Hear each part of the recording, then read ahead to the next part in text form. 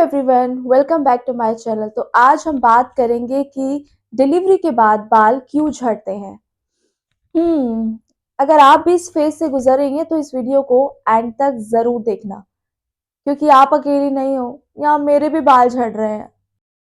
अगर आप भी मिरर देखकर ये सोच रही हो कि मेरे बाल इतने क्यों झड़ रहे हैं, तो एक बात क्लियर कर लो कि ये एक फेज है, ये टेम्पररी है। डिलीवरी के बाद बाल झड़ते क्यों हैं? डिलीवरी के बाद बाल झड़ने को मेडिकल टर्म में पोस्टमार्टम हेयरफॉल या टेलोजन इफ्लूवियम कहते हैं। तो प्रेगनेंसी के समय बाल क्यों नहीं गिरते? क्योंकि प्रेगनेंसी के दौरान एस्ट्रोजन हार्मोन्स हाई होता है, इसीलिए बाल गिरते नहीं हैं।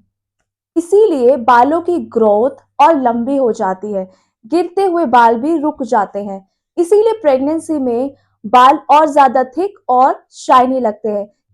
तो डिलीवरी के बाद ऐसा क्या होता है कि बाल गिरते हैं?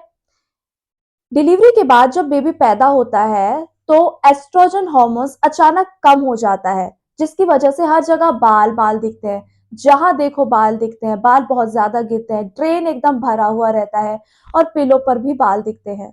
और कॉम मत देखो तो भरा हुआ कॉम भी रहता है, जैसा कि मेरे साथ हुआ था। उस टाइम पर मैंने एक वीडियो भी बनाई थी ताकि मैं आप लोगों को दिखा सकूं कि मेरे कितने बाल टूट रहे हैं, और ये बहुत स्कैरी लगता है सीरियसली। मतलब सोच सकते हैं मेरे इतने बाल टूट रहे हैं अभी इस टाइम, मतलब इतने बाल। सोचो, ये एक टाइम का है, 2-3 बार ऐसे टूट गए और मेरे बाल इतने पतले हो गए हैं, लाइक इतने से रह गए हैं बाल। बहुत ज़्यादा बाल गिर रहे हैं, जहाँ देखो मेरे बाल नज़र आ रहे हैं। तो देखिए आपने वीडियो, जब सारे के सारे बाल मेरे कॉम में आ गए, कितना हॉरर लगता है। एक लड़की के लिए उसके बाल इतने ज्यादा टूटना, सीरियसली। तो ये हेयर फॉल कब स्टार्ट होता है? Usually hair fall 3rd month से स्टार्ट हो जाता है और 4th से 6 मंथ तक वो और पीक पॉइंट पे होता है, और 7 से 9 मंथ तक वो धीरे धीरे कंट्रोल होना शुरू होता है। आपका अगर आपका बेबी 4 से 5 महीने का है और आपके बाल बहुत गिर रहे हैं, तो आप एग्जैक्टली नॉर्मल फेज में हो। क्या सिर्फ हॉर्मोन्स ही रीजन होता है बाल गिरने का? नहीं गाइस, आयरन की डेफिशिएंसी। डिलीवरी के बाद आयरन एकदम लॉस हो जाता है, क्योंकि ब्लड बहुत लॉस होता है। आयरन कम हो जाता है, और आयरन कम मतलब हेयर की जो रूट्स है वो वीक। विटामिन डी और B12 की deficiency. Vitamin D hair follicle को एक्टिव रखता है, और इसके कम हो जाने से हेयर थिन होता है, पतला होता है, और जो बालों की ग्रोथ है वो रुक जाती है और कम हो जाती है। दूसरा है कैल्शियम और प्रोटीन की कमी। ब्रेस्ट फीडिंग के दौरान सारे जो न्यूट्रिशन है वो बेबी को चले जाते हैं, और बाद में सफर करता है सबसे पहले आपके हेयर्स को सबसे पहले सफर करना पड़ता है, इसीलिए बाल ज्यादा गिरते हैं।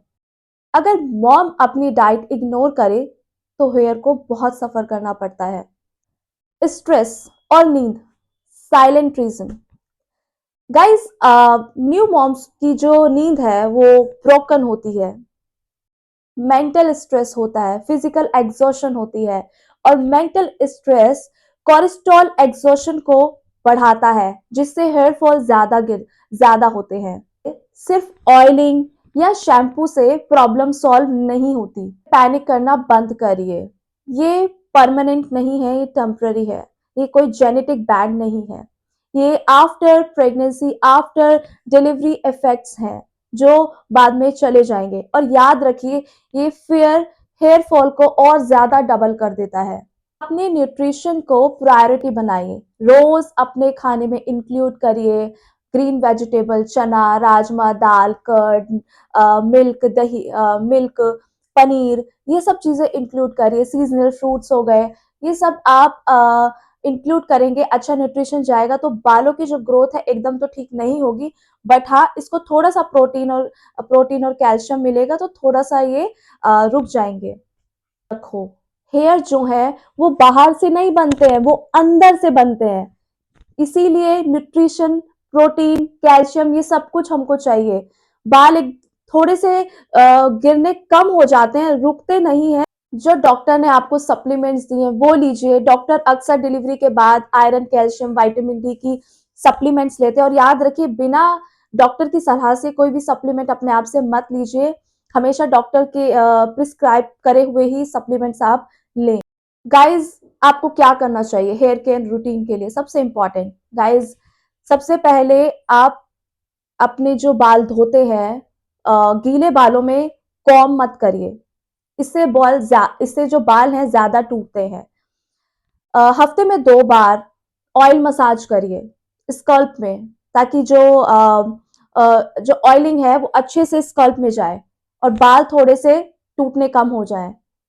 कुछ टाइम के लिए टाइट बर्न या पॉनीटेल अवॉइड करिए। टाइटनेस से भी बाल टूटते हैं।